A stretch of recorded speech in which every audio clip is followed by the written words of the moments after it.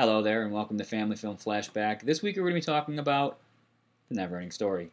The NeverEnding Story is a movie I loved as a kid. I went for a big birthday party. I think it was my 10th birthday. Me and a bunch of friends went to go see it, and I loved it.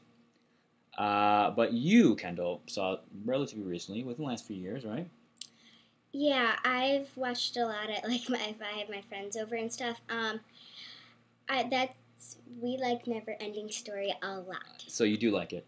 Yes. Okay, so what about it, without giving anything about the movie away, we can give a general idea of the plot.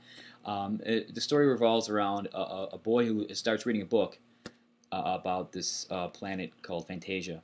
And let's just say there's an adventure on the way, and it kind of seems like he's in the story. Yeah, kind of. Yeah, he gets pretty invested. He gets pretty invested in the story, and it's a fantasy movie about this planet or country, I guess planet called Fantasia, and the thing called the Nothing is coming and wiping everything away. And there is a song that's very catchy. Yes, there is. And my dad sings it a lot. That's not true. I sing it a lot. So now tell me, you saw it probably a couple years ago. We have the DVD.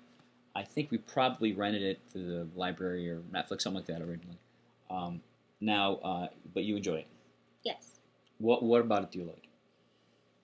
That it's like not normal, and it's up my alley and stuff, and it has like creatures that aren't really here, and I think it's really neat. They say creatures aren't really here, like fantasy-like creatures. Yes, like there's dog.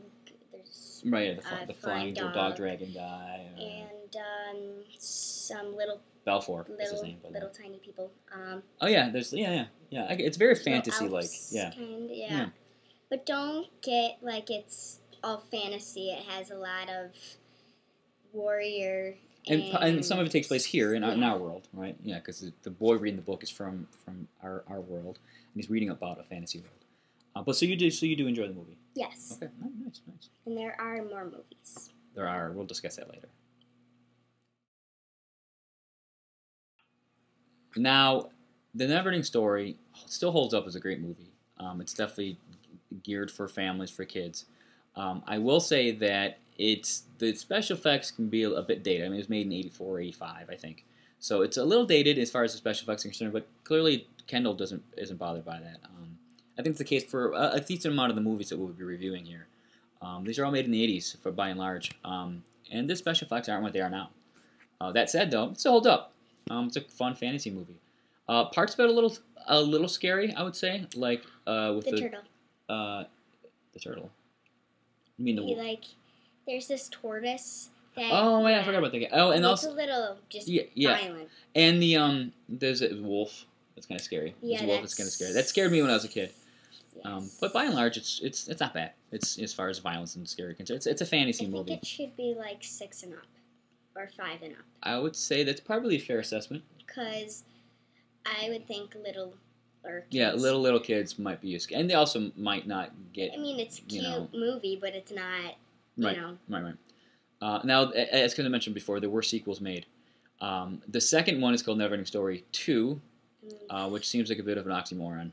That said, and that was based on the original NeverEnding Story movie was based on NeverEnding Story book. The book. Yeah. The first half of the book. The second half of the book is number 2. So you can see them back. It was made many years apart from each other, so there's different actors playing the same roles.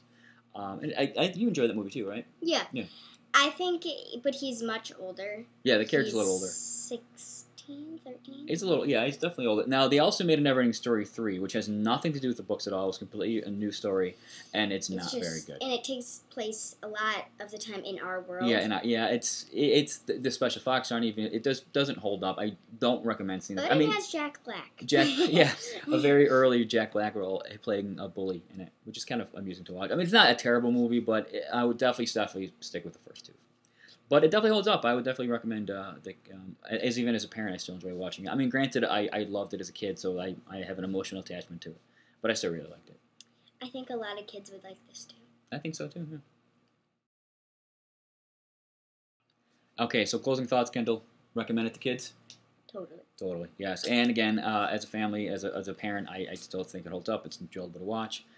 So yeah, I definitely recommend it for the whole family. It's a very family movie, and I think a lot of kids would like these. It may be a little scary for kids under 5. I agree. But yeah, all right, fair enough. Okay, we'll see you next week. Bye. Never-ending story. I told them not to sing. Ah. Bye-bye.